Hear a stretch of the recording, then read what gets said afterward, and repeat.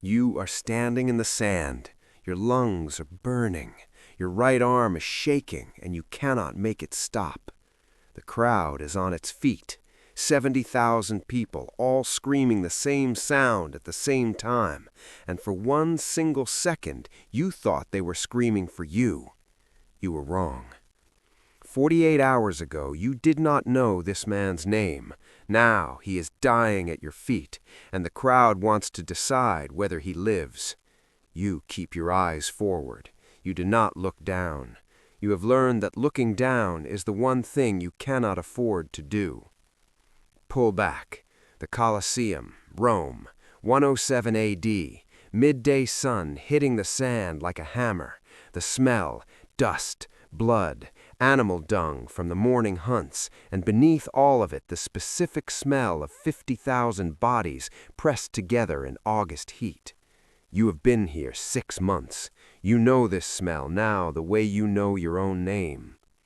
Your name is Castor, and a newer one running jaw to ear on the right side.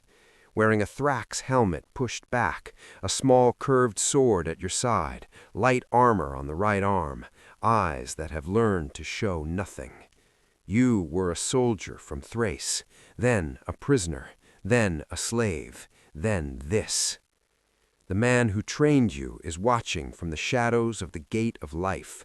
Draco, a heavy-set Roman man, 50s, completely bald, sun-darkened skin, wearing a simple dark tunic, thick arms crossed, expression that has watched 400 of these and registered every one of them the same way. He is watching your sword arm. He sees the shaking. He files it away. He says nothing. He never says anything during a fight. Everything he has to say, he said this morning. This morning, he said, the crowd is an animal. Do not perform for it. Perform for the editor. The editor is the only opinion that matters today. You asked him, what if the editor asks the crowd? He looked at you for a long time. Then he said, then God help you. The editor is in the imperial box. Senator Gaius Aurelius Marcus. He is leaning forward slightly. He was not leaning forward before. The man on the ground is called Brennus. You know this now because the crowd has been chanting his name for the last 4 minutes. A deep cut above his left eye, running blood freely, wearing the heavier armor of a murmillo, large rectangular shield now 3 feet away where it landed when you disarmed him. He is on one knee. His left arm is pressed to his side. His breathing is audible from where you stand.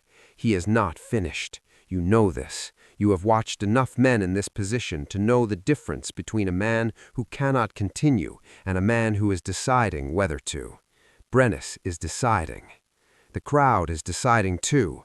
70,000 people, and the sound they make is not one sound.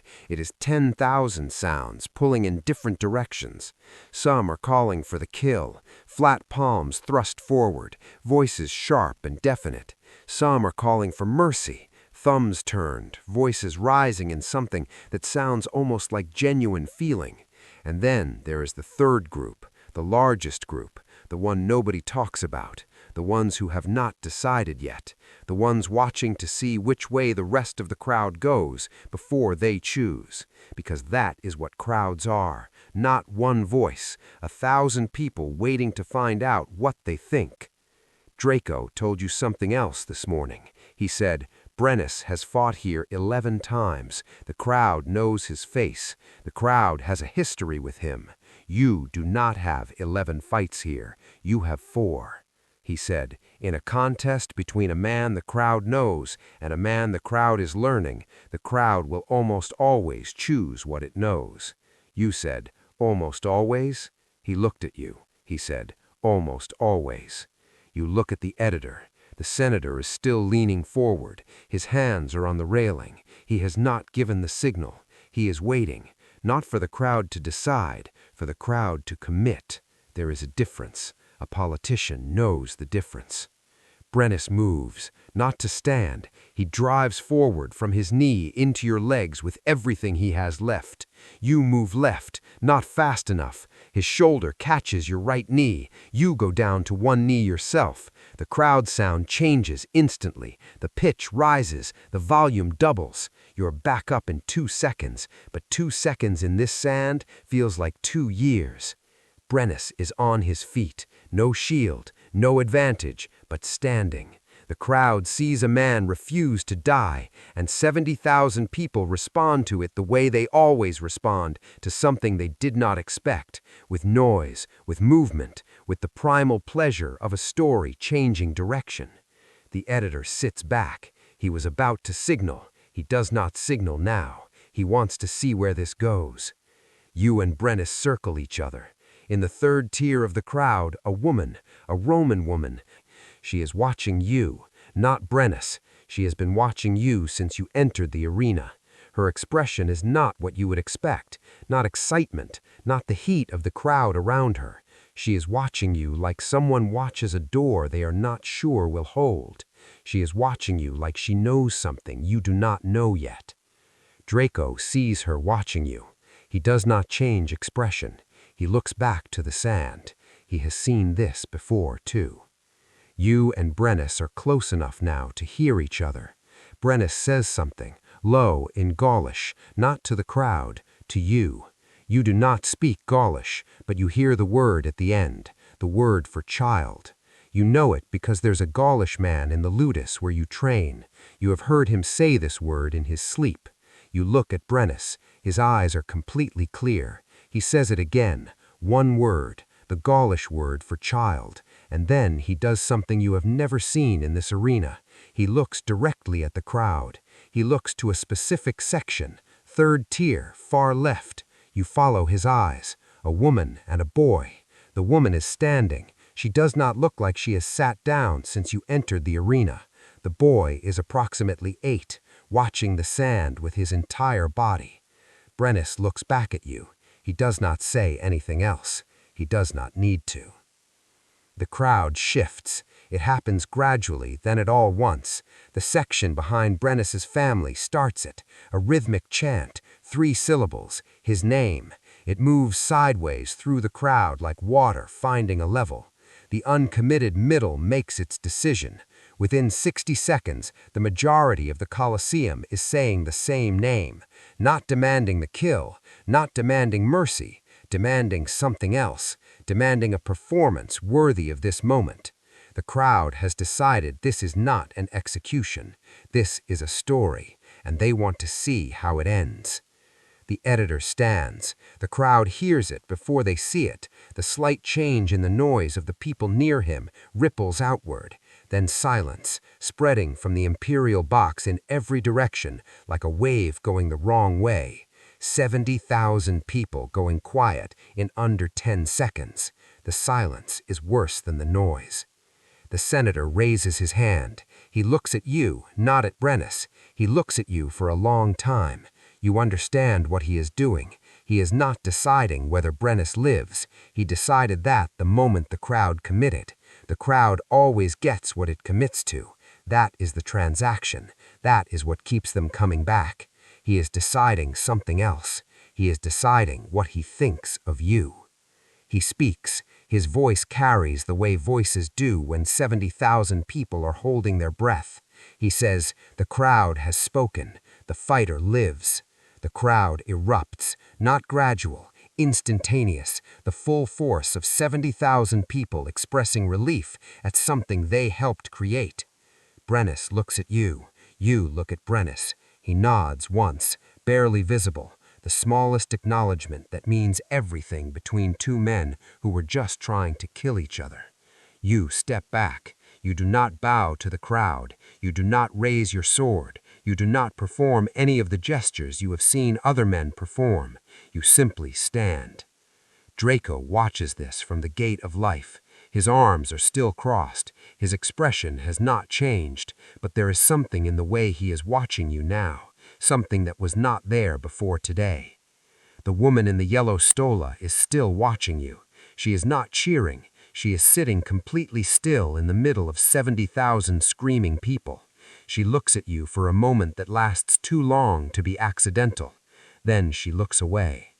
As you walk toward the gate of life, the crowd's noise moves with you like weather. You do not look up at them. You look at the sand, one step after another. But you are thinking about what just happened, not what you did, what the crowd did. How fast it changed. How completely it changed. How one man refusing to fall turned 70,000 people who wanted one thing into 70,000 people who wanted something else. How the editor who held every decision in his hand gave it to the crowd the moment the crowd decided to care.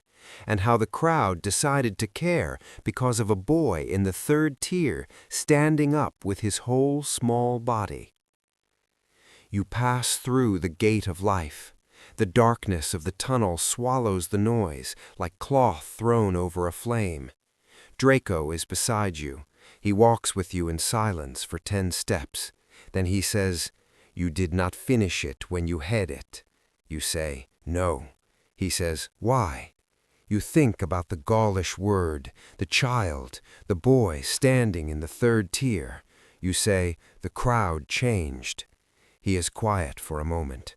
Then he says, "The crowd always changes. The question is whether you change with it or whether you made it change."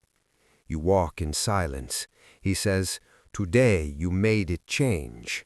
He says it simply, no praise in his voice, just a fact being filed. He says, "That is the difference between a man who survives this place and a man who owns it." In 2 hours you will be back in the ludus, eating, resting. The shaking in your arm will have stopped by then. In 3 days you will be called to the editor's house, the senator in white. He will offer you something. You do not know yet what it is. In 6 months the woman in the yellow stola will have a name in your life that she does not have today. But right now you are in a dark tunnel beneath 70,000 people who are still making noise above your head. And you are alive. And somewhere above you, a boy of approximately 8 is watching the sand where you were just standing, learning something he will not have words for another 10 years. That the crowd is not one voice, that the crowd is 10,000 people waiting to find out what they think, and that a single person refusing to fall can make all 10,000 of them decide at once. The tunnel turns, light ahead, the sound of the crowd fading behind you. You keep walking, because tomorrow there is another name on the list, and the day after that, and the day after that, and the crowd will fill the sand with its noise and its decisions and its 10,000 voices, all waiting to find out what they think. And you will be back in the sand, where the only voice that matters is the one that tells your legs to keep moving. The gate of life closes behind you. The crowd erupts again. The next thing has started. The Colosseum does not wait. It never waits. There is always another name on the sand. And somewhere in the third tier, a boy is still standing, watching, learning.